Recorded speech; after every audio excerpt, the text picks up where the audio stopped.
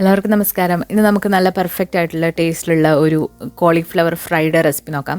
ഇത് നല്ല ക്രിസ്പിയാണ്, നല്ല ടേസ്റ്റിയാണ് കഴിക്കാനായിട്ട്. ഇത് ഉണ്ടാക്കി വെച്ച് എത്ര സമയമായാലും ഇത് കുഴഞ്ഞൊന്നും പോയില്ല, നല്ല ക്രിസ്പി ആയിട്ട് തന്നെ ഇരിക്കും. അപ്പോൾ വീഡിയോയിലേക്ക് പോകുന്നതിന് മുൻപായിട്ട് നമ്മുടെ ചാനൽ ബിൻസിസ് കിച്ചൻ നിങ്ങൾ ഇതുവരെ സബ്സ്ക്രൈബ് ചെയ്തിട്ടില്ല എന്നുണ്ടെങ്കിൽ ഒന്ന് സബ്സ്ക്രൈബ് ചെയ്യുക. അതോടൊപ്പം തന്നെ ബെല്ലൈക്കൺ കൂടി ഒന്ന് പ്രസ് ചെയ്യുക. അപ്പോൾ നമുക്ക് ഈ ഒരു ഫ്രൈ തയ്യാറാക്കാൻ വേണ്ടിയിട്ട് ഞാനിവിടെ ഒരു ചെറിയ കോളിഫ്ലവറാണ് എടുത്തിട്ടുള്ളത്. നന്നായിട്ട് കഴുകിയതിന് ശേഷം ഇതുപോലെ ഉള്ള കഷ്ണങ്ങളാക്കി മുറിച്ച് വെച്ചിട്ടുള്ളതാണ്. ഇനി ഇത് നമുക്ക് ഇതിൽ എന്തെങ്കിലും കീടാണുക്കളൊക്കെ ഉണ്ടെങ്കിൽ അതൊന്ന് മാറിക്കിട്ടാൻ വേണ്ടിയിട്ട് കുറച്ച് വെള്ളം ഒന്ന് നന്നായിട്ട് തിളപ്പിക്കുക. അതിനുശേഷം അതിലേക്ക് കുറച്ച് മഞ്ഞൾപ്പൊടിയും ഉപ്പും ഇട്ടിട്ട് നമുക്ക് ഈ ഒരു കോളിഫ്ലവർ അതിലിട്ട് നന്നായിട്ടൊന്ന് ചൂടാക്കിയെടുക്കണം. മഞ്ഞൾപ്പൊടി നിങ്ങളുടെ ആവശ്യത്തിന് ഇട്ട് കൊടുക്കാം, കൂടുതൽ ഇട്ടാലും കുഴപ്പമൊന്നുമില്ല. അപ്പോൾ ഈ ഒരു കോളിഫ്ലവർ ഈ ഒരു വെള്ളത്തിലേക്ക് നമുക്ക് ഇട്ട് കൊടുക്കാം. ഇതിൽ കിടന്ന് കുറച്ചൊന്ന് കുക്കാവണം, അപ്പോൾ നമുക്കിത് പെട്ടെന്ന് ഫ്രൈ ആയി കിട്ടും. അല്ലാന്നുണ്ടെങ്കിൽ ഒരുപാട് സമയം എടുക്കും, ഇതിൻ്റെ ഉൾഭാഗം വേവില്ല നമ്മൾ ഫ്രൈ ആക്കി എടുക്കുമ്പോൾ. ഒരു 3/4 പരുവം ഇതിൽ കിടന്ന് കുക്കാവണം, അപ്പോഴാണ് നന്നായിട്ട് വരിക.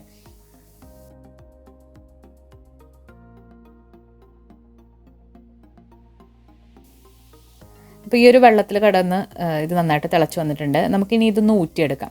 ഈ വെള്ളം ഒരു അരിപ്പയിലേക്ക് ഒഴിച്ചിട്ട് ഇത് നമ്മൾ ഊറ്റിയെടുത്തിട്ടുണ്ട്. ഇനി ഇതിലേക്ക് വേണ്ടിയിട്ടുള്ള ബാറ്റർ എങ്ങനെയാണ് തയ്യാറാക്കുന്നത് നോക്കാം. അപ്പോൾ ആ ഒരു ബാറ്റർ തയ്യാറാക്കാൻ വേണ്ടിയിട്ട് ഞാനിവിടെ 1 ടീസ്പൂൺ ഇഞ്ചി വെളുത്തുള്ളി പേസ്റ്റ് എടുത്തിട്ടുണ്ട്. ഇഞ്ചി വെളുത്തുള്ളി പേസ്റ്റ് എടുക്കുമ്പോൾ നന്നായിട്ട് പേസ്റ്റ് ആക്കിയിട്ട് എടുക്കാനായിട്ട് ശ്രദ്ധിക്കുക. ഇനി ഇതിലേക്ക് നമുക്ക് കുറച്ച് മഞ്ഞൾപ്പൊടി, നമ്മൾ ഓൾറെഡി കോളിഫ്ലവറിൽ കുറച്ച് മഞ്ഞൾപ്പൊടി ഉണ്ട്, അപ്പോൾ അതനുസരിച്ചിട്ട് ചേർക്കുക. 1/4 ടീസ്പൂണിനെക്കാട്ടിലും കുറവ് മതി. അതിനുശേഷം ഇതിലേക്ക് നമ്മൾ എരിവിന് ആവശ്യമായിട്ടുള്ള മുളക് പൊടിയാണ് ചേർത്ത് കൊടുക്കുന്നത്. മുളക് പൊടി കാശ്മീരി മുളക് പൊടിയാണ് ഞാനിവിടെ എടുത്തിട്ടുള്ളത്, അപ്പോൾ നല്ലൊരു കളർ കിട്ടും. അപ്പോൾ 1-2 ടീസ്പൂൺ നിങ്ങൾക്ക് ഇതിലേക്ക് ചേർത്ത് കൊടുക്കാവുന്നതാണ്.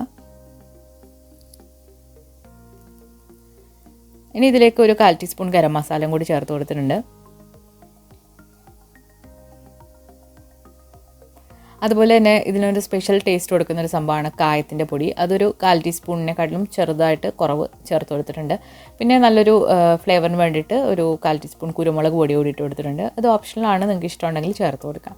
ഇനി ഇതിലേക്ക് ഒരു സ്പെഷ്യൽ ചേരുവ നമ്മൾ ചേർക്കുന്ന ഒരു മുട്ടയാണ്. ഈ ഒരു മുട്ട ഇതിലേക്ക് ചേർത്ത് കൊടുക്കുമ്പോൾ ഇത് നല്ല സോഫ്റ്റും ആകും. അതുപോലെ തന്നെ ഈ ഒരു അരപ്പ് കോളിഫ്ലവറിലേക്ക് നന്നായിട്ട് പിടിക്കുകയും ചെയ്യും. ഇതിലേക്ക് ആവശ്യത്തിനുള്ള ഉപ്പും കൂടി ഇട്ട് കൊടുത്തിട്ട് നമുക്കിതൊന്ന് മിക്സ് ചെയ്തെടുക്കാം.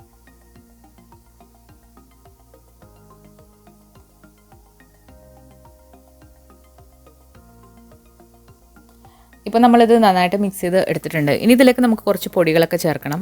ഈ ഒരു ബാറ്ററിന് കുറച്ച് തിക്നെസ്സും അതുപോലെ തന്നെ ക്രിസ്പിനെസ്സും ഒക്കെ വരാൻ വേണ്ടിയിട്ട്.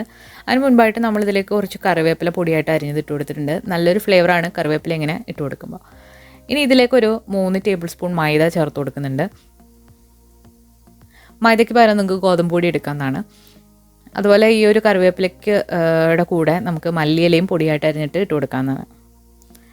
അപ്പോൾ മൈദ കൂടി ഇട്ടിട്ട് നന്നായിട്ടൊന്ന് മിക്സ് ചെയ്തെടുക്കുന്നുണ്ട്. ഇനി ഇതിലേക്ക് ഒരു 1/4 കപ്പ് കോൺഫ്ലോർ ആണ് ചേർത്ത് കൊടുക്കുന്നത്. കോൺഫ്ലോർ ചേർക്കുമ്പോൾ നല്ലൊരു ക്രിസ്പിനെസ് കിട്ടും. നിങ്ങളുടെ കയ്യിൽ കോൺഫ്ലോർ ഇല്ലാന്നുണ്ടെങ്കിൽ അരിപ്പൊടിയും ചേർത്ത് കൊടുക്കാവുന്നതാണ്. ഇനി ഇതിലേക്ക് 1 ടേബിൾ സ്പൂൺ റവ കൂടി ഇട്ട് കൊടുക്കുന്നുണ്ട്. റവ ഇട്ട് കൊടുക്കുമ്പോൾ നല്ലൊരു ക്രിസ്പിനെസ് കിട്ടും. ഇനി നമുക്കിതിലേക്ക് കുറേശ്ശെ വെള്ളം ഒഴിച്ചു കൊടുത്തിട്ട് നന്നായിട്ടൊന്ന് ബാറ്ററാക്കി എടുക്കാം. അപ്പോൾ നമ്മൾ ഈ ഒരു ബാറ്ററിലേക്ക് കുറച്ച് നാരങ്ങയുടെ നീര് കൂടി ഒഴിച്ചു കൊടുക്കുന്നുണ്ട്.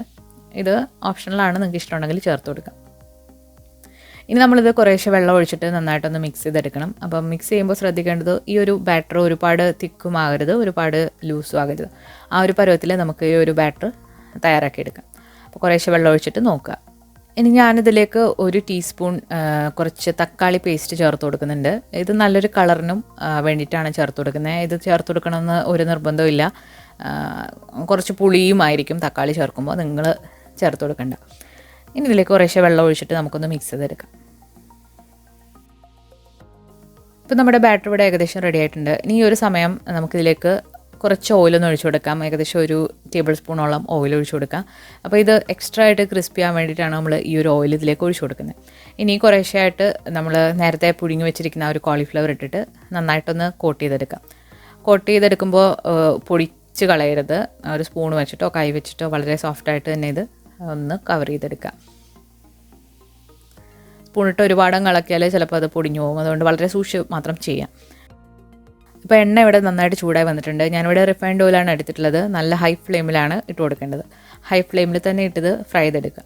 ഒരുപാട് ക്രൗഡഡ് ആക്കി ഇടാതെ ഇതുപോലെ വിട്ട് ഇട്ട് കൊടുക്കുകയാണെങ്കിൽ നമുക്ക് ഒന്നിൽ തൊടാതെ ഇത് ഫ്രൈ ചെയ്തെടുക്കാനായിട്ട് പറ്റും. അപ്പോൾ എല്ലാം നന്നായിട്ട് 2 സൈഡും ഫ്രൈ ചെയ്തെടുക്കാം. ഒരു സൈഡ് ഫ്രൈ ആയി കഴിഞ്ഞാൽ നമുക്ക് മറിച്ചിട്ട് കൊടുക്കാം. ഇപ്പോൾ നമ്മുടെ കോളിഫ്ലവർ നന്നായിട്ട് ഫ്രൈ ആയി വന്നിട്ടുണ്ട്. അപ്പോൾ നിങ്ങൾക്ക് കാണാം നല്ല ക്രിസ്പി ആയിട്ട് ഒന്നിൽ തൊടാതെ നല്ല പെർഫെക്റ്റ് ആയിട്ട് ആ ഒരു ബാറ്ററൊക്കെ കോട്ടായി വന്നിട്ടുണ്ട്.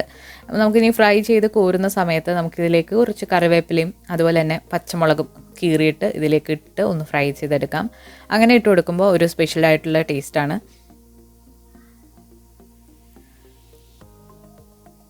അപ്പോൾ വളരെ ടേസ്റ്റി ആയിട്ടുള്ള ഒരു നമുക്ക് സ്റ്റാർട്ടറായിട്ട് യൂസ് ചെയ്യാം, അല്ലാന്നുണ്ടെങ്കിൽ സ്നാക്കായിട്ടൊക്കെ യൂസ് ചെയ്യാൻ പറ്റുന്ന ഒരു അടിപൊളി ഫ്രൈ ആണ്.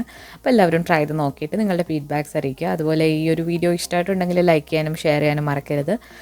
പുതിയൊരു റെസിപ്പി വീഡിയോ ആയിട്ട് നമുക്ക് വീണ്ടും കാണാം. താങ്ക്